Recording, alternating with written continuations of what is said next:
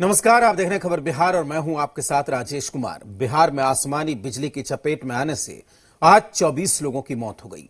मरने वालों में आरा के 9, छपरा के 4, सासाराम के 4, कैमूर के 3, जहानाबाद के 2, विक्रम के 1 और बक्सर में 1 शख्स की जान चली गई।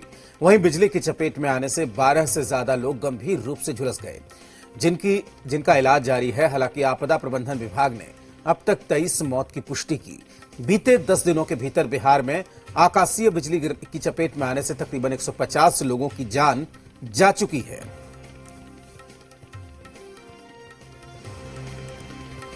तो ये आंकड़ा बहुत बड़ा है। 150 लोगों की जान अब तक आकाशीय बिजली की वजह से, आसमानी आफत की वजह से जा चुकी है। पहली बार 95 लोगों की मौत हुई है। उसके बाद लगातार जैसे कैमूर में 3, जहानाबाद में 2 लोगों की मौत हुई और बीते 10 दिनों में तकरीबन 150 लोगों ने आसमानी आफत में अपनी जान गंवाई है।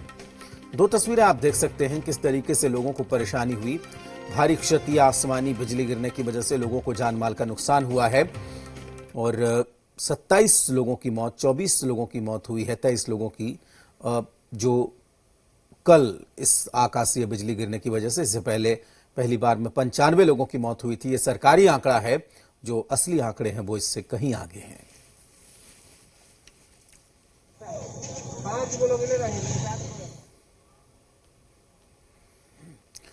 भोजपुर के अलग अलग इलाकों में ठनका गिरने से 9 लोगों की मौत हो गई है, जबकि 6 लोग गंभीर रूप से घायल हो गए। सबसे बड़ा हादसा बेलाउर गांव में हुआ, जहां आकाशीय बिजली गिरने से 3 लोगों की मौत हो गई। वहीं आकाशीय बिजली की चपेट में आकर 6 से ज्यादा लोग गंभीर रूप से घायल हो गए, जिनका इलाज सदर अस्पताल में चल रहा है। तो हमारे पास 6 लोगों की सूचना है और आगे कुछ सूचना होगा तो हम आपको बताएंगे। जिसमें से 3 लोगों का तो पोस्टमार्टम हो चुका है और 3 का तैयारी हो रहा है पोस्टमार्टम करने का। बधारी से आ रहा था भैंस लेकर, उसी समय आहारा पर एक चापाकल था, वहीं ठनका गिर गया, पानी पड़ रहा था। मैंने भैंस चरा के आ रहा था, भैंस चरा कर ठनका गिर गया, मैंने वहीं पे मौत हो गया था। बिहार में बारिश ने कहर बरपा रखा है। तकरीबन पूरा पटना जलमग्न है। सड़कों गलियों में घुटने तक पानी है। आपको पटना की हम तस्वीरें भी दिखाएंगे कि बारिश की वजह से किस तरीके से मुसीबत हुई पटना वासियों के सामने। पटना के खजांची रोड में जगह जगह पानी जमा हुआ है। इसके पूरे इलाके की भी वही हालत है। गाड़ियों की आवाजाही बाधित हो रही है। रामगुलाम चौक में भी बारिश से हालात बिगड़ गए हैं। यहां भी सड़कों गलियों में कई फीट तक पानी है। आसियाना दीघा रोड पर भी पानी जमा होने से लोगों को परेशानी हो रही है और पटना के राजेंद्र नगर का भी वही हाल है। जिधर देखिए पानी ही पानी नजर आ रहा है।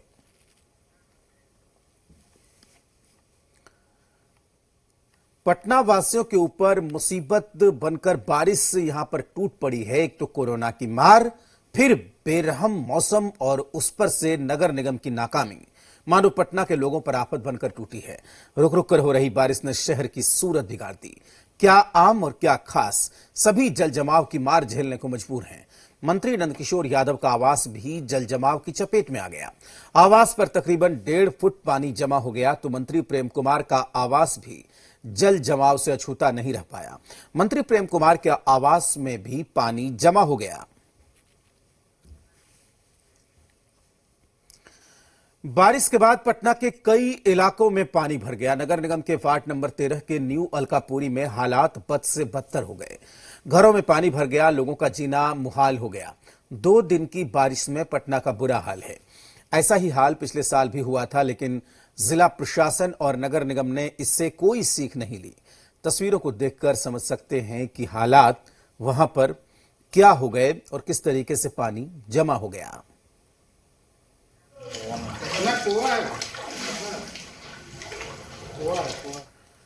अररिया में 3 युवती की मौत डूबने से हो गई। हादसा आरएस थाना के रजोखर फाटक टोले के पास की है और बताया जा रहा है कि सबरीना, पिंकी और अप्सरी नाम की 3 लड़कियां घास काट रही थीं। उसी वक्त एक लड़की तेज धारा में डूब गई, जिसे बचाने के चक्कर में 2 और लड़कियां धार में डूब गई, लेकिन तीनों ही पानी में डूबने लगी। घंटों की मशक्कत के बाद तीनों के शव को पानी से बाहर निकाला जा सका। इस घटना के बाद इलाके में मातम पसर गया। स्थानीय लोगों का आरोप है कि जिस वक्त यह हादसा हुआ उस वक्त मौके पर पुलिस की टीम थी, लेकिन उन्होंने लड़कियों को बचाने के लिए एनडीआरएफ की टीम को नहीं बुलाया। बचाने के लिए। हाँ, बचाने के लिए वापस अपना जिप्सी घुमा करके वापस लेके चला गया वो। और अभी वो आया डेड बॉडी लेने के लिए, अभी आया डेड बॉडी लेने के लिए। प्रशासन का कौन लोग था वहाँ पे? मतलब वहाँ पे सबसे पहले पानी में उतरने वाले हम हैं। प्रशासन का गाड़ी वहाँ आने के बाद 3 बॉडी 3 घंटा में निकला, समझे? 3 बॉडी 3 घंटा में निकला, फिर भी वहाँ पे कोई नहीं गया। जिप्सी घुमा के वापस रिटर्न आ गया।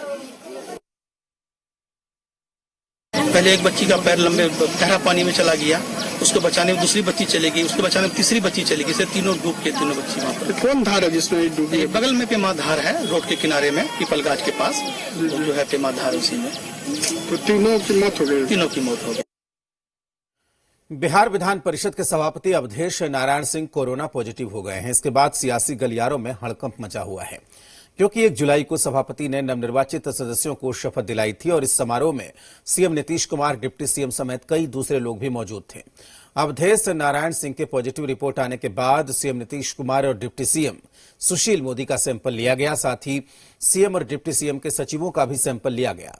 बिहार विधानसभा के अध्यक्ष विजय चौधरी और उनके साथ काम करने वालों ने भी टेस्टिंग के लिए सैंपल दिया। सैंपल देने के बाद सीएम सेल्फ क्वारंटीन में हैं। तो इन तस्वीरों को देखिए, ये शपथ ग्रहण के दिन की तस्वीरें हैं। किस तरीके से अवधेश नारायण सिंह के ठीक बगल में एक तरफ विधानसभा के स्पीकर विजय चौधरी और दूसरी तरफ मुख्यमंत्री नीतीश कुमार बैठे हुए हैं। आप देख सकते हैं इन तस्वीरों के जरिए। जैसे ही ये खबर आई, वहां पर जितने भी लोग मौजूद थे, चाहे वो सरकारी अफसर हों, चाहे नेता हो, चाहे मंत्री हों, सबने अपने अपने सैंपल दिए हैं और रिपोर्ट का इंतजार किया जा रहा है।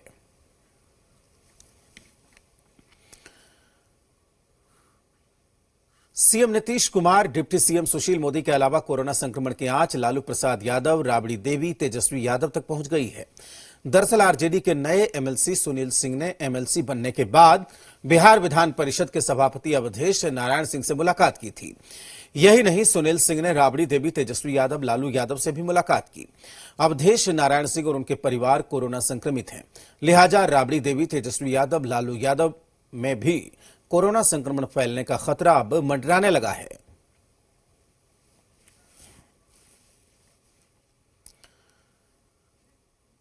बिहार में कोरोना संक्रमण तेजी से फैल रहा है। बिहार में 24 घंटे के अंदर 4 लोगों की मौत हो गई। इसमें मरने वालों का आंकड़ा 88 पहुंच गया। पटना, भागलपुर, किशनगंज और समस्तीपुर में एक की जान चली गई, तो बिहार में आज 349 नए मामले सामने आए। इससे कोरोना संक्रमितों की कुल संख्या 11,460 पहुंच गई। बिहार में अभी तक 74% लोग कोरोना को मात दे चुके हैं। 8,488 लोग अभी तक ठीक हो चुके हैं।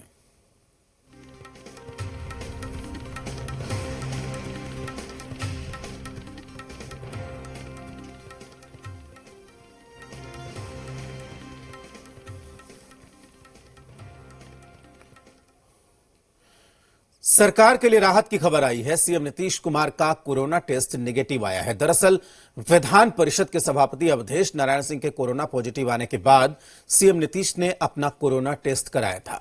कोरोना टेस्ट कराने के बाद सीएम सेल्फ क्वारंटीन में चले गए और अब देर शाम को सीएम की टेस्ट रिपोर्ट आई है। सीएम नीतीश कुमार की कोरोना रिपोर्ट नेगेटिव आई है, जो राहत की बात है। तो बड़ी खबर यहां पर यह है कि मुख्यमंत्री की रिपोर्ट यहां पर नेगेटिव आई है। ये बड़ी खबर यहां से मिल रही है। सीएम की टेस्ट रिपोर्ट आ गई है। सीएम नीतीश कुमार की कोरोना रिपोर्ट नेगेटिव आई है। तो इस खबर पर हम लगातार बने हुए थे। ये बता रहे थे कि जिस तरीके से अवधेश सिंह के पॉजिटिव होने के बाद वहां पर जो लोग भी मौजूद थे, उन्होंने अपना टेस्ट कराया था और अवधेश नारायण सिंह पॉजिटिव आए हुए थे। उसके बाद नीतीश कुमार की रिपोर्ट आ गई है। नीतीश कुमार की रिपोर्ट नेगेटिव आई है, तो मुख्यमंत्री लगातार सेल्फ क्वारंटीन में थे। उसके बाद से ही उन्होंने अपना सैंपल दिया और मुख्यमंत्री के यहां से लिए गए थे 16 सैंपल। 15 की जांच रिपोर्ट नेगेटिव आई है। मुख्यमंत्री की सुरक्षा में लगे एक कर्मी की रिपोर्ट पॉजिटिव आई है। आईजीआईएमएस में यह जांच हुई थी। तो बड़ी खबर इस वक्त की यह है कि जिन 16 लोगों की जांच रिपोर्ट मुख्यमंत्री आवास से ली गई थी, उसमें से 15 की रिपोर्ट नेगेटिव आई है, जबकि जांच में एक सुरक्षा कर्मी की रिपोर्ट यहां पर पॉजिटिव आई है। मुख्यमंत्री की सुरक्षा में लगे एक कर्मी की रिपोर्ट पॉजिटिव आई है। आईजीआईएमएस में यह जांच हुई थी। तो बड़ी खबर इस वक्त की यह है कि मुख्यमंत्री नीतीश कुमार की कोरोना रिपोर्ट आ गई है। मुख्यमंत्री की रिपोर्ट निगेटिव है।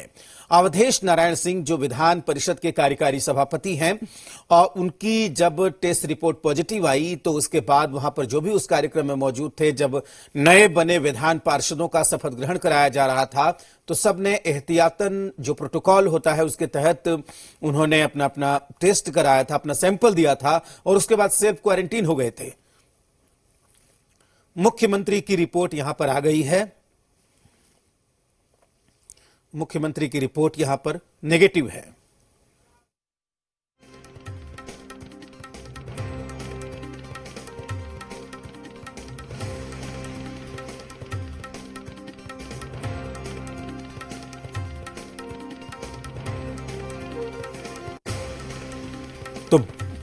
तो बड़ी खबर इस वक्त की यह है कि मुख्यमंत्री नीतीश कुमार की रिपोर्ट यहां पर नेगेटिव आई है। जिस तरीके से अवधेश नारायण सिंह की रिपोर्ट पॉजिटिव आई थी उसके बाद यहां पर जांच की गई थी, एहतियातन और सेल्फ क्वारंटीन कर लिया था उन्होंने खुद को, और उसके बाद अब ये राहत की खबर है, बड़ी खबर है कि नीतीश कुमार की जो रिपोर्ट है वो यहां पर नेगेटिव आई है।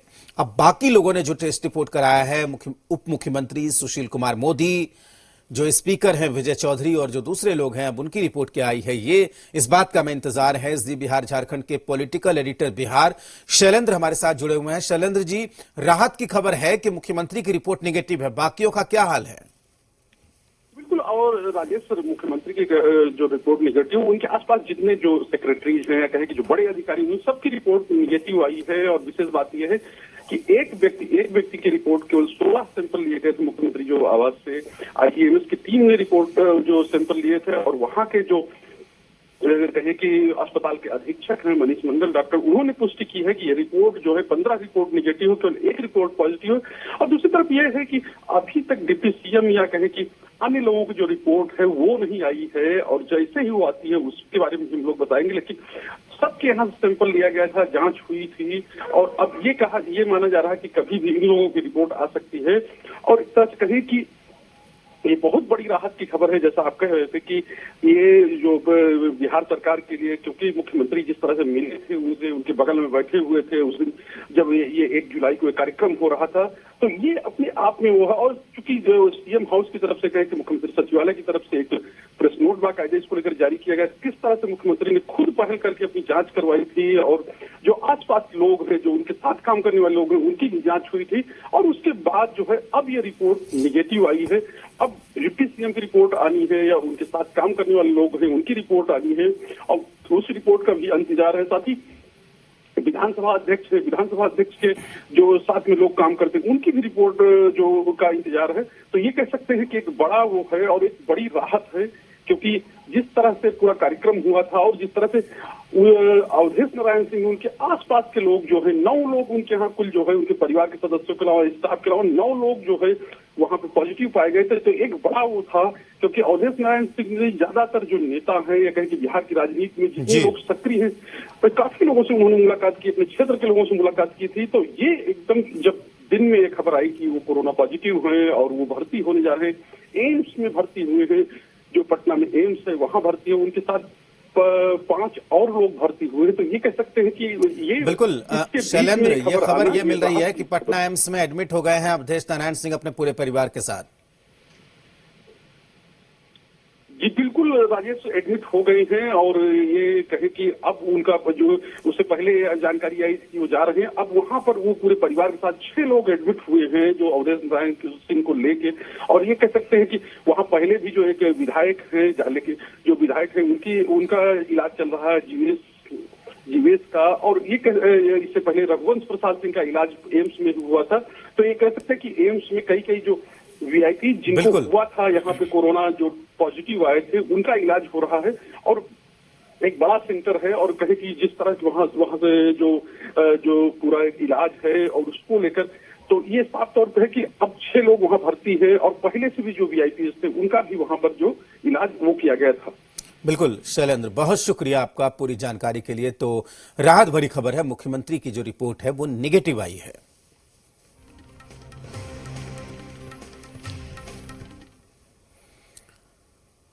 क्या राजस्व एवं भूमि सुधार विभाग में तबादले में खेल चल रहा है? इस वजह से 400 अधिकारियों के तबादले पर फिलहाल रोक लगा दी गई। दरअसल मुख्य सचिव की एक चिट्ठी से यह खुलासा हुआ है कि ट्रांसफर पोस्टिंग में अनियमितता बरती गई, यानी गड़बड़ी हुई है।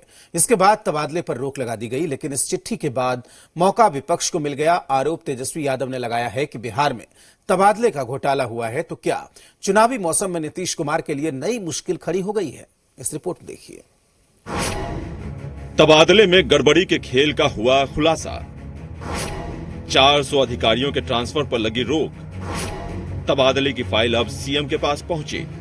बिहार में ट्रांसफर पोस्टिंग को लेकर बड़ा खेल खेला जा रहा था और इस खेल का खुलासा मुख्य सचिव ने किया है। दरअसल मुख्य सचिव दीपक कुमार ने राजस्व एवं भूमि सुधार विभाग में हुए तबादले पर आपत्ति जताई है, क्योंकि उन्हें तबादले में गड़बड़ी की शिकायत मिली थी। इसके लिए एक चिट्ठी भी लिखी गई। पूरी तरीके से नीतीश कुमार जी कार्यपालिका नियमावली का उल्लंघन करवा रहे हैं। कार्यपालिका नियमावली का उल्लंघन करवा रहे हैं और कई मंत्रालयों में ट्रांसफर पोस्टिंग का भ्रष्टाचार का खेल चल रहा है। जांच की मांग होना चाहिए। हमारा तो यही है कि भाई जो पैसा दे रहा है उसका ट्रांसफर पोस्टिंग उस हिसाब से किया जा रहा है। इस खुलासे के बाद मौका विपक्ष को मिल गया है। वो सरकार को घेरने में जुटी है। अब आप भी जान लीजिए कि ये मसला क्या है। 27 से 30 जून के बीच बिहार के राजस्व एवं भूमि सुधार विभाग के तकरीबन 255 अंचल अधिकारियों के साथ ही 400 दूसरे अधिकारियों का तबादला हुआ। राजस्व एवं भूमि सुधार विभाग के मंत्री राम नारायण मंडल पर आरोप लग रहे हैं कि उन्होंने ट्रांसफर पोस्टिंग करने के दौरान सरकारी नियमों का उल्लंघन किया। किसी भी पदाधिकारी का ट्रांसफर 3 साल पूरा होने के बाद ही होना है, मगर ऐसे पदाधिकारियों का भी ट्रांसफर किया गया है जिनको उनके पद पर 1 या 2 साल ही हुआ था। इस गड़बड़ी को लेकर मुख्यमंत्री नीतीश कुमार को शिकायत मिली, जिसके बाद उन्होंने विभाग के द्वारा की गई ट्रांसफर पोस्टिंग पर रोक लगाते हुए ट्रांसफर पोस्टिंग की फाइल अपने पास मंगा ली है, ताकि वो इसकी जांच कर सकें। जिस मंत्री पर आरोप लगे हैं वो बीजेपी कोटे से हैं और अब बीजेपी को इस मसले पर बोलते नहीं बन रहा है। इस पर हाय तौबा मचाने की बात नहीं है और विपक्ष अनर्गल प्रलाप न करे।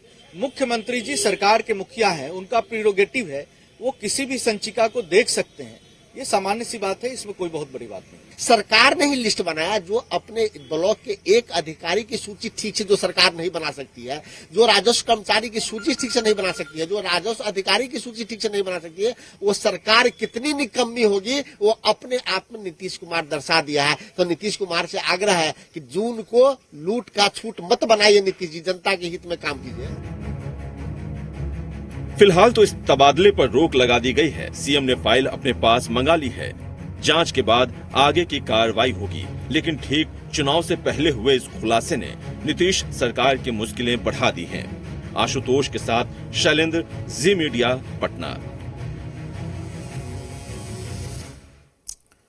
बिहार विधानसभा चुनाव को देखते हुए हर पार्टी अपनी अपनी तैयारियों में जुटी है। इसी तैयारी में विकासशील इंसान पार्टी भी 5 जुलाई को डिजिटल रैली करने जा रही है। पार्टी के अध्यक्ष मुकेश सहनी की माने तो इस रैली का आयोजन पूरे बिहार में किया जाएगा। मुकेश सहनी ने कहा कि महागठबंधन कमजोर नहीं है और मांझी को लेकर सिर्फ कयास लगाए जा रहे हैं। जीतन राम मांझी महागठबंधन के साथ खड़े हैं।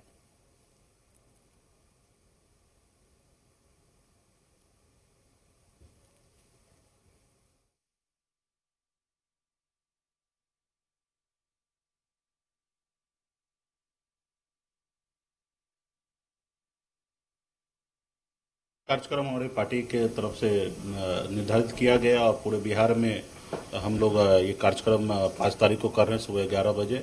और बिहार में मालूम है कि चुनाव है यही साल और सब पार्टी अपने अपने स्तर पे तैयारी कर रहे हैं, तो किसी भी मायने में वीआईपी पार्टी किसी भी पार्टी से पीछे नहीं रहने वाला। इसलिए हमने डिजाइन किया कि हम भी लोगों के संवाद करेंगे डिजिटल रैली के माध्यम से, तो उसका कार्यक्रम कल निर्धारित किया गया है। अगर ऐसा रहता तो मांझी जी को थोड़े डोरा डालते नीतीश जी, तो डाल रहे हैं ना, मतलब कहीं ना कहीं मांझी जी में है तो उनको हम लोग भी जगह देंगे उनको। यानी मांझी जी जा सकते हैं, कहाँ जाएंगे?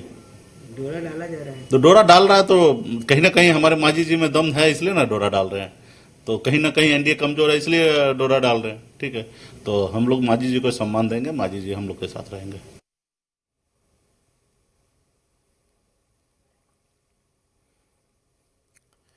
बेगूसराय में बेखौफ बदमाश ने ठेकेदार को गोली मार दी और 2.5 लाख रुपए लूट लिए।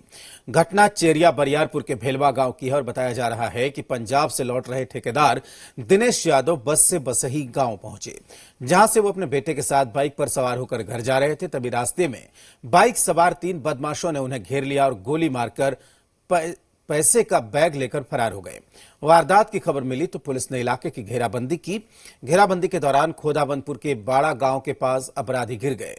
पुलिस को देखने के बाद अपराधियों ने पुलिस पर फायरिंग कर दी। इसके बाद पुलिस ने बदमाशों को पकड़ा, जबकि एक भागने में कामयाब रहा। पुलिस ने अपराधियों के पास से 2 पिस्टल और कारतूस बरामद किए। फिलहाल पुलिस मामले की छानबीन कर रही है। इधर घायल ठेकेदार का इलाज निजी अस्पताल में चल रहा है।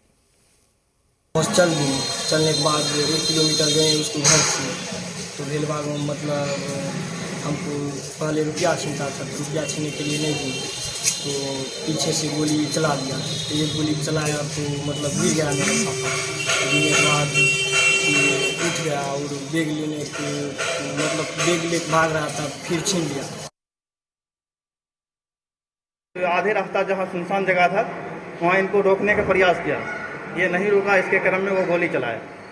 गोली चलाने के बाद एक गोली लगी डांड में तो वो गिर गए। गिरने के बाद फिर दोबारा गोली चला दी और उसके बाद बैग में पैसे था 2.5-3 लाख, वो लेके चला गया। मुंगेर में हवेली खड़गपुर थाना इलाके के पचबदन मोड़ के पास कार और बाइक के बीच टक्कर हो गई। इस हादसे में बाइक सवार 2 युवक गंभीर रूप से घायल हो गए। दोनों युवकों के चेहरे पर ज्यादा चोट लगी है, जिसे देखते हुए उसे बेहतर इलाज के लिए भागलपुर रेफर कर दिया गया। हादसे के बाद कार का ड्राइवर फरार हो गया।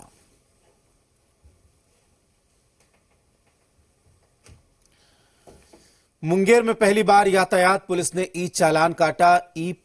POS मशीन के जरिए बिना कागजात के वाहन चलाने वाले लोगों से 10,500 रुपए तक जुर्माना वसूला गया। आपको बता दें कि सुरक्षा के मद्देनजर आज DTO के नेतृत्व में तेलिया तालाब में वाहन चेकिंग अभियान चलाया गया, जिसके चलते उचित कार्रवाई की गई। इसी के साथ इस बुलेटिन में फिलहाल इतना ही। आप देखते रहिए जी बिहार झारखंड।